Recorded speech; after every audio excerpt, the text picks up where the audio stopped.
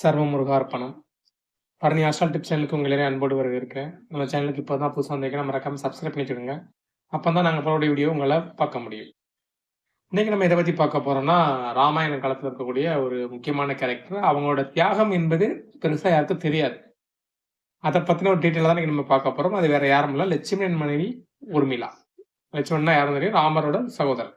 பார்ப்போம். வீடியோக்குள்ள போறதுக்கு முன்னாடி இந்த வீடியோ உங்களுக்கு ரொம்ப பிடிச்சா மறக்காம லைக் பண்ணி, ராமாயணம் படிக்கணும்னு நம்ம சேனலை ஷேர் பண்ணி விட்டுருங்க. சரி வாங்க இப்ப வீடியோக்குள்ள போலாம். ராமருக்கு கல்யாணம் ஆகி இருக்கும்போது தான் லட்சுமணனுக்கு மற்றும் கல்யாணம் ஆயிருந்துச்சு. அவங்க மனைவி வந்து ராஜ அலங்காரத்தோட இருந்தாங்க. அப்போ வந்து வனவாசம் போக வேண்டிய சூழ்நிலை ராமருக்கு ஏற்பட்டது.